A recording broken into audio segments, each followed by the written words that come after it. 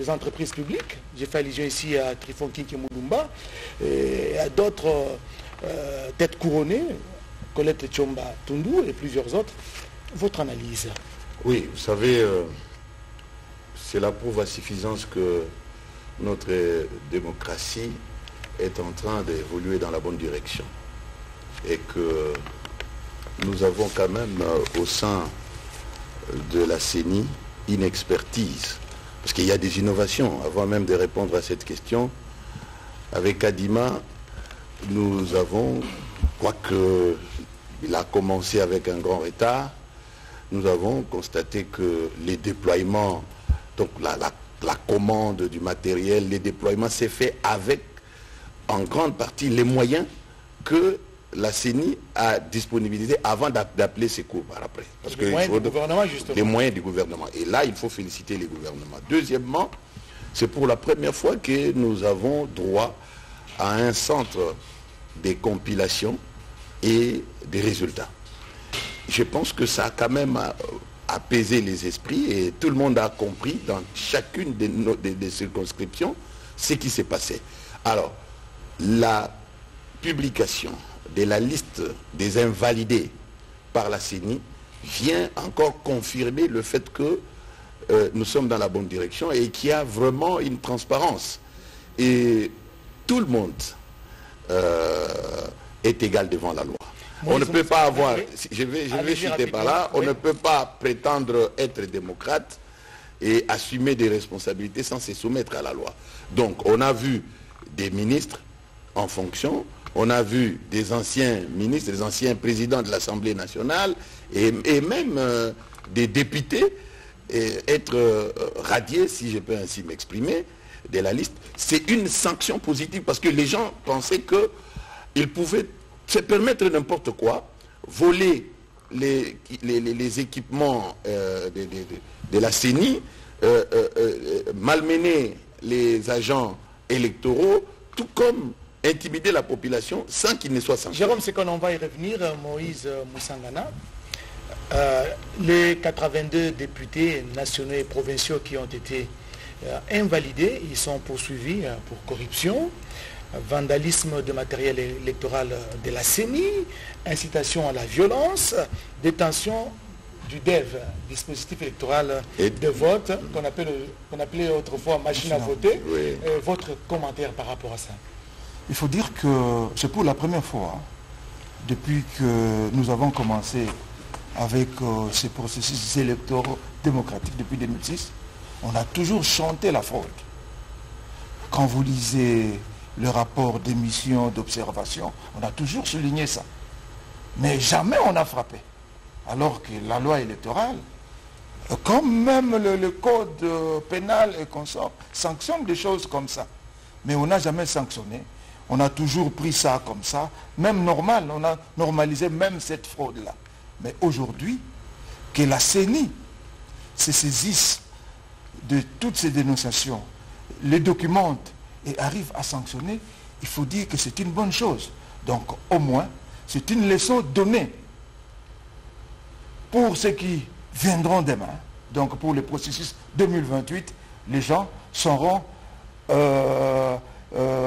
ils auront tiré des leçons de ce qui s'est passé aujourd'hui et je crois qu'ils vont agir en conséquence. Merci Moïse. Bienvenue Marie Bakoumania. Vous êtes directeur général de l'agence congolaise de presse, un journaliste chevronné. Mais tous ces candidats députés nationaux et provinciaux qui ont été invalidés, ils sont au total 82. Et j'apprends que la série continue, mais jusqu'à même d'une présomption d'innocence. Oui, absolument. Il faudrait que la CENI ne dise pas qu'il a annulé les suffrages, c'est le terme qu'ils ont utilisé. La CENI a annulé les suffrages de certains candidats, mais il faut qu'ils apportent des preuves. Donc je crois que les candidats n'ont pas à s'agiter. Il y a encore une possibilité aller devant Parce que les nous juges. observons déjà dans la ville de Kinshasa une Beaucoup certaine d'agitation, agitation au niveau des états-majors de certains partis politiques. Exactement, particulièrement le parti politique du gouverneur de la ville, Gentili Ngobila, qui porte le même acronyme que mon établissement. Donc, ACP. oui, il faudrait qu'il se calme parce qu'il y a la possibilité d'aller devant le Conseil d'État, devant les juridictions compétentes. Mais seulement, je voudrais quand même répondre à la question que vous avez posée à mes prédécesseurs pour constater que la CENI est passée à la vitesse supérieure. Nous n'avons jamais vécu des cas pareils et aujourd'hui, il y a eu des ratés, il y a eu des violences sur les agents de la CENI. Ce sont des choses que nous avons vécues et tout le monde attendait la CENI justement sur ce point-là pour qu'il y ait des réponses. Parce que souvent, nous Congolais, nous et pour limitons... ne pas vous couper, Denis Kadima, avant la publication des résultats provisoires à la présidentielle du 20 décembre 2023, il avait annoncé les couleurs, il avait dit qu'il y avait des fraudes et que la CENI s'apprêtait à sanctionner. Ben justement, la CENI avait reconnu qu'il y avait de fraudes et dans notre pays, généralement... Donc à votre cours, si vous la déclarez recevable cette exception, de bien vouloir dire non fondé. Surabondamment, et ça sera la fin, Monsieur le Président, vous constaterez que dans la requête RCE 014, pour laquelle nous sommes là, le requérant Théodore Ngoï attaque le fait que les élections se soient prolongées, d'après lui, jusqu'au 27, comme étant une irrégularité au processus. Mais non, pendant qu'il plaide sur cette irrégularité au processus, il attaque la décision par laquelle la CENI a prolongé jusqu'au 27. Qu'est-ce que ça fait une superposition? Ça fait ceci. Ça fait qu'il est dans un contentieux d'irrégularité du processus, il revire, il soumet une question de constitutionnalité au juge chargé d'irrégularité de processus. C'est en cela que l'organe de la loi vous a dit, vous n'êtes pas ici juge de conformité, vous direz recevable cette exception, mais non fondée. Merci, merci maître. Non, il y a la CENI qui n'a pas encore parlé.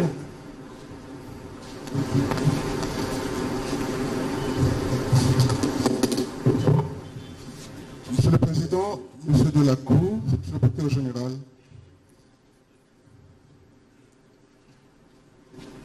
je pense qu'il y a juste lieu de préciser les contextes. Nous sommes devant les juges électoraux qui siègent comme juges des contentieux des résultats à l'élection présidentielle.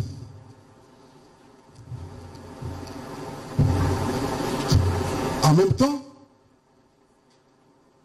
dans d'autres circonstances, votre composition siégerait comme juge de la constitutionnalité. La question est de savoir, aujourd'hui,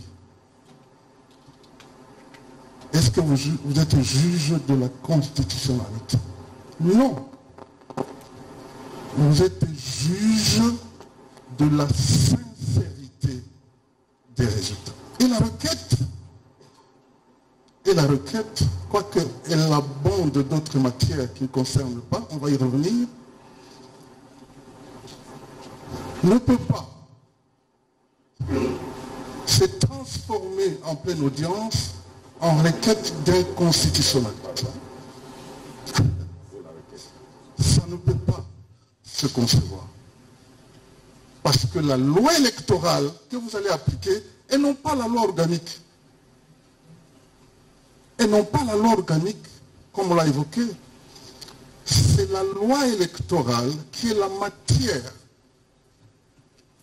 n'est-ce pas, qui doit être examinée dans les termes, et non pas votre loi organique. Vous ne siégez pas Monsieur le Président, Monsieur de la Cour, en faisant référence à votre loi organique, vous siégez en faisant référence à la loi électorale qui est la loi spéciale, qui doit déroger à la loi générale, qui est votre loi organique. Ceci dit, la CENI opine en disant, en faisant des observations suivantes, que à ce stade, étant juge de la sincérité des résultats, l'exception d'inconstitutionnalité et d'autres exceptions d'ailleurs ne peuvent pas s'inviter dans ce débat. Je dis et je vous remercie. La Cour vous remercie. Sur la question de l'exception, non. Là, il n'y a pas. Vous avez posé l'exception. La Cour voulait dire simplement ceci. Est-ce qu'ils ont... Non, c'est la Cour qui vous passe la parole. La Cour relève tout simplement que c'est un bénéfice d'avoir le requérant, mais qu'il y a aussi un autre habit. Parce que s'il n'était pas avocat, et si il n'avait pas intérêt à ce que la Cour puisse examiner sa requête, il aurait réellement posé le problème d'exception, d'inconstitutionnalité d'entrée de jeu. Mais là où aussi il s'est rattrapé, c'est que, effectivement, même devant n'importe quelle juridiction, quand il y a exception d'inconstitutionnalité, ce n'est pas le requérant ou celui qui soulève l'exception qui dicte l'attitude de la juridiction. Non, c'est la juridiction. C'est la juridiction. Donc, la juridiction ne prend pas ordre sur celui qui soulève l'exception pour dire je vous. Donc, vous devez surseoir. Pourquoi j'ai dit il y a un autre habit? Les requérants a continué pour conclure. Ce faisant, ayant exposé toute sa pensée et ses moyens, par ce fait-là même, la Cour se trouve dans l'impossibilité de surseoir. Elle continue l'examen de la cause, mais, comme tout juriste sait, en se retirant, la Cour abordera en priorité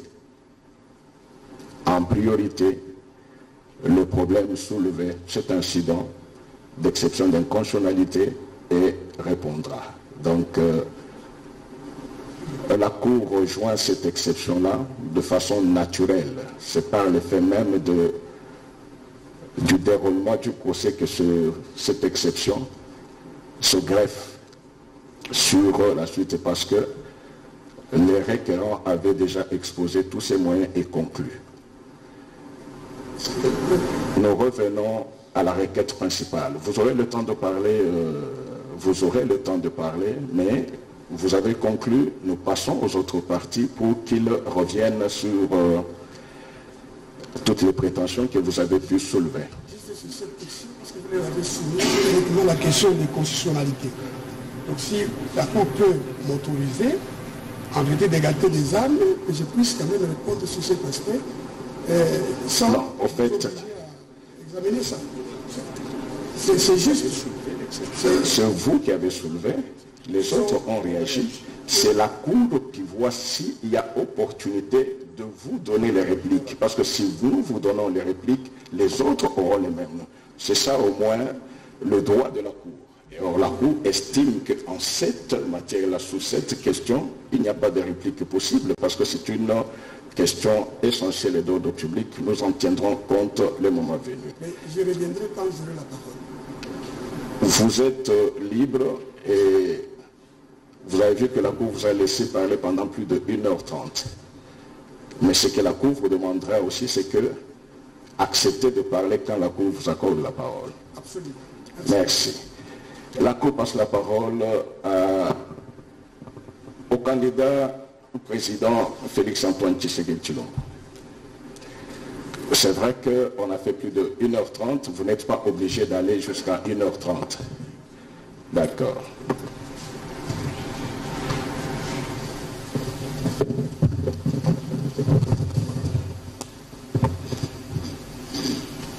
RCE 014/PRCR. Monsieur Théodore Ngoï Ilungawa Senga contre la CENI. Oui, maître, vous aviez la parole, mais nous demanderons au collectif de la défense d'être un peu plus succinct. Et les questions qui ne cadrent pas avec la cause, inutile d'y revenir. Faisons quand même l'économie du temps. Vous avez la parole.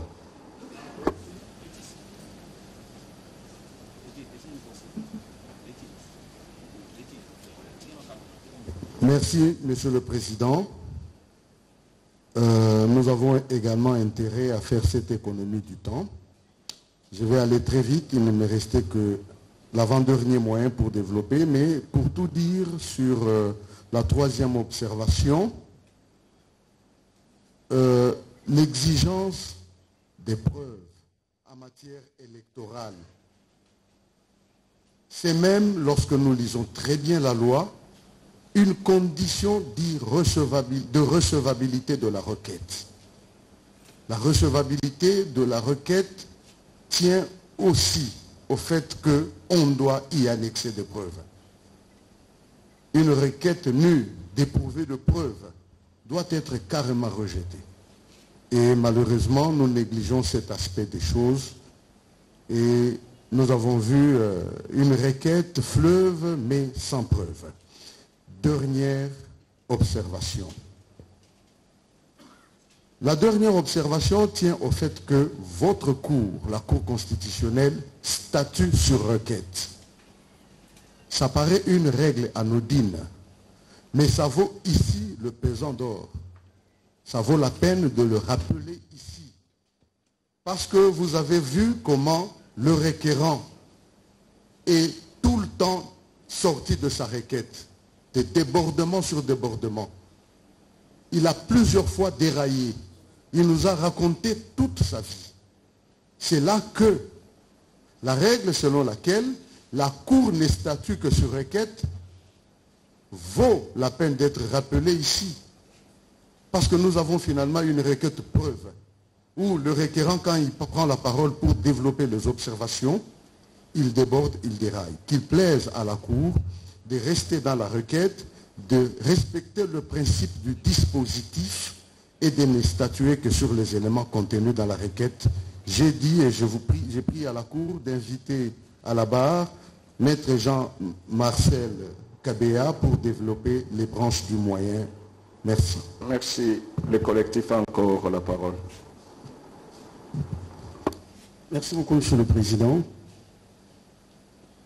Je vais donc intervenir sur la première branche du moyen unique contenue dans la requête de M. Ngoï Théodore.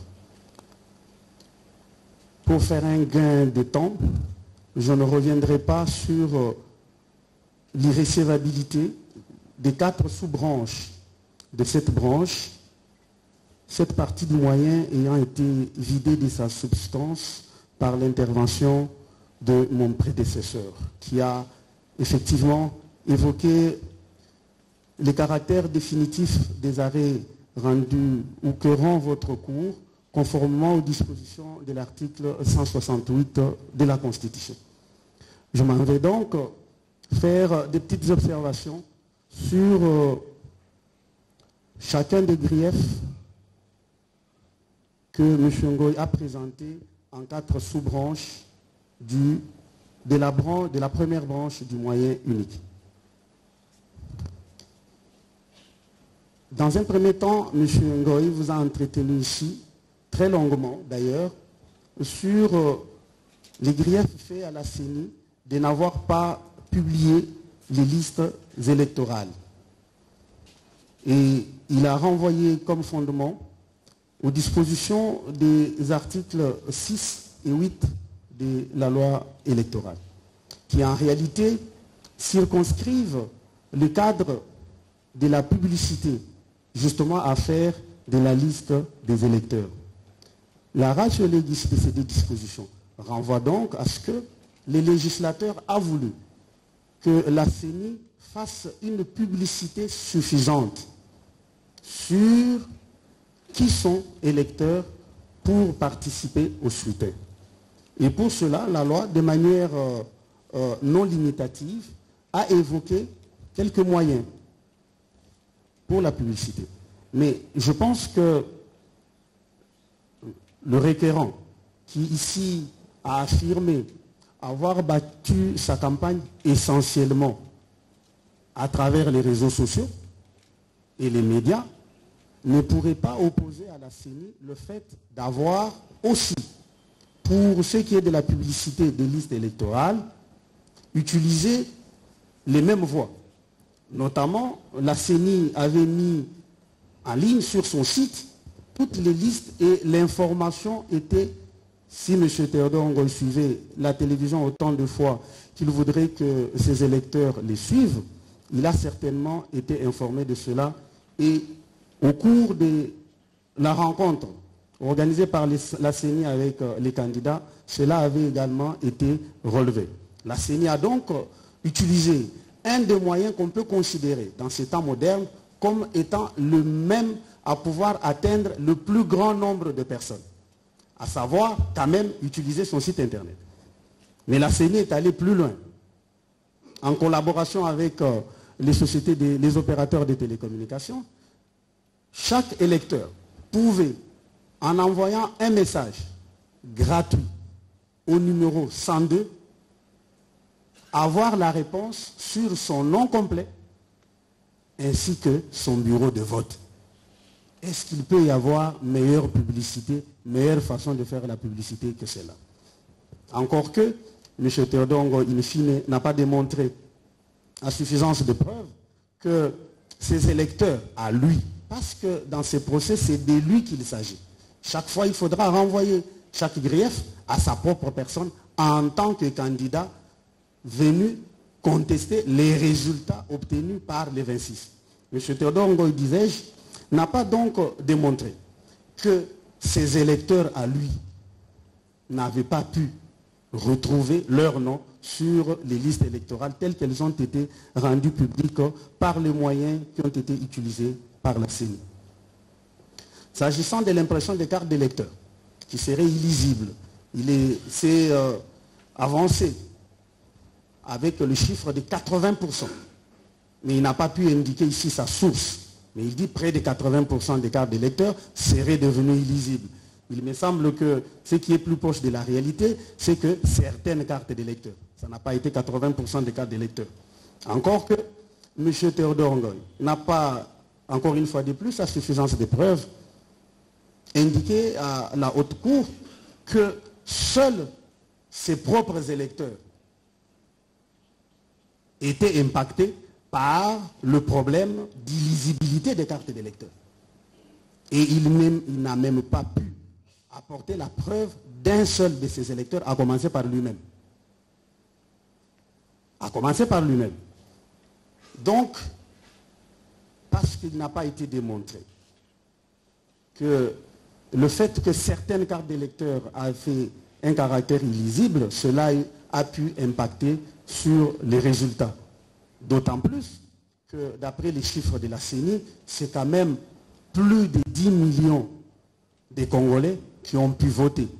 La CENI avait communiqué à ce sujet que ceux qui avaient des cartes illisibles pouvaient se présenter dans un bureau de vote et qu'il y avait tout un service qui était mis en place pour être pris en charge par les agents de la CENI en vue de les identifier comme étant des électeurs devant voter dans un bureau de vote précis. Et il me semble que beaucoup qui avaient des cartes illisibles ont pu voter le 20 décembre dernier.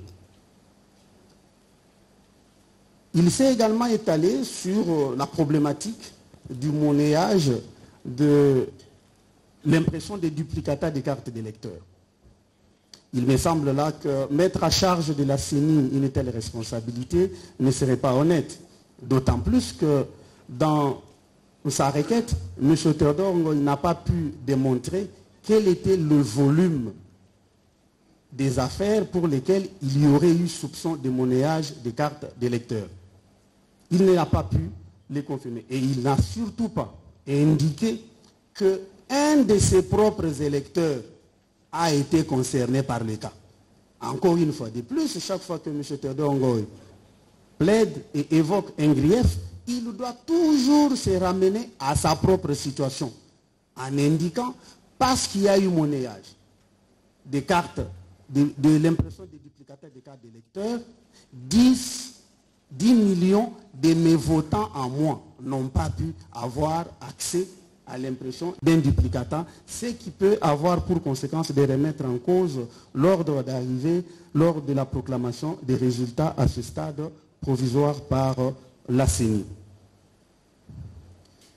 S'agissant de la non-publication de la liste définitive des candidats présidents de la République au journal officiel, M. Ngoy, en développant ses griefs, n'a pas indiqué comment cela a pu avoir de l'influence, une incidence déterminante dans l'ordre d'arrivée des candidats.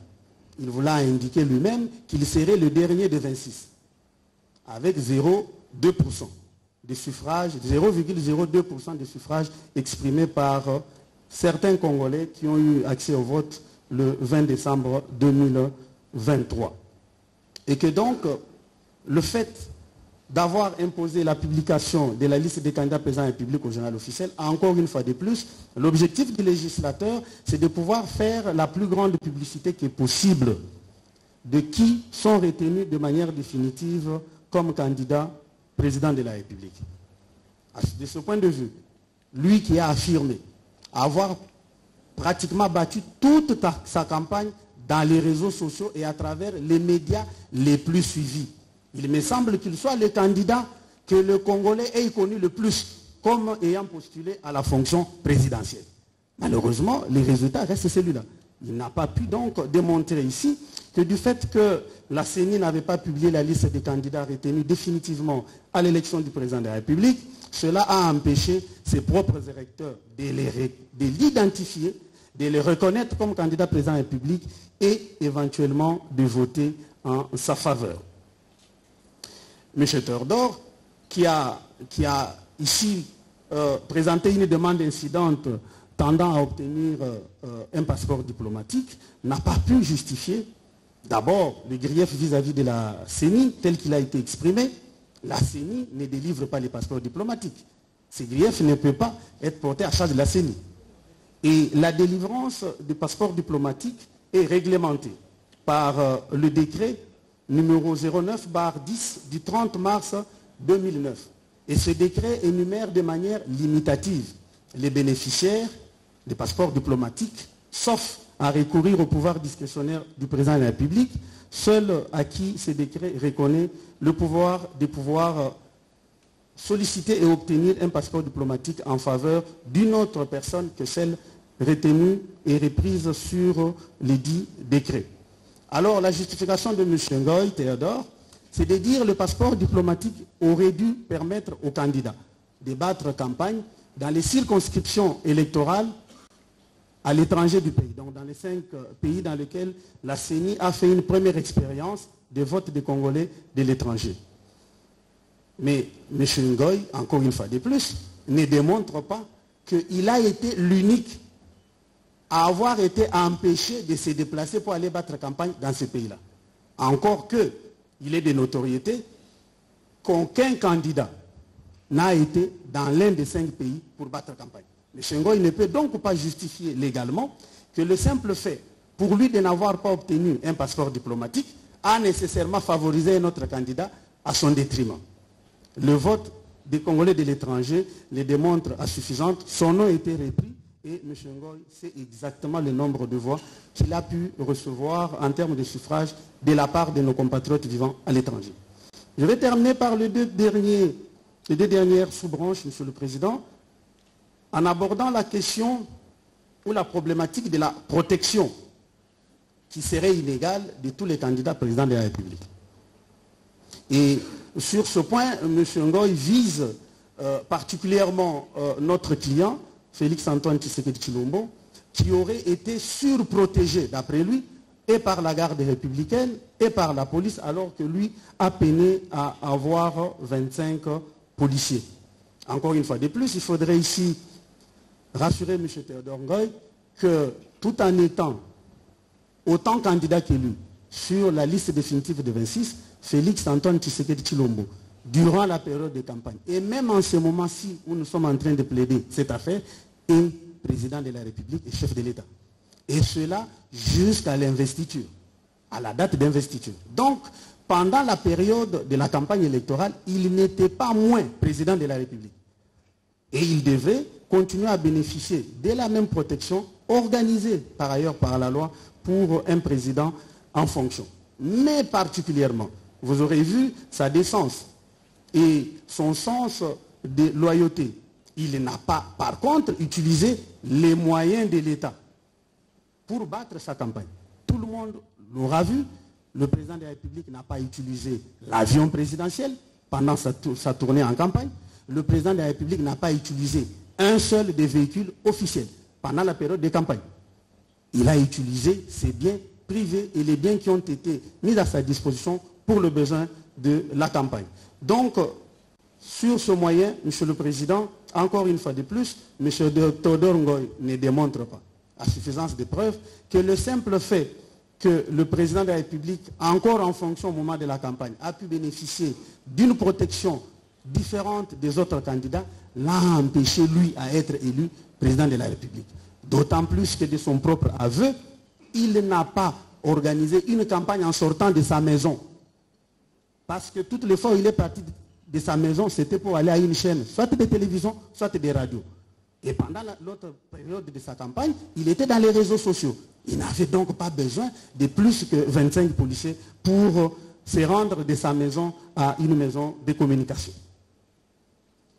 Pour ce qui est, et je vais finir par là, Monsieur le Président, du non-enrôlement des électeurs dans les zones sous occupation des groupes armés en proie à l'insécurité. M. Théodore Ngoy dit que tous les processus sont entachés d'irrégularité parce que la CENI n'a pu organiser l'enrôlement des électeurs et ainsi donc les élections dans les deux territoires de la province du Nord Kivu.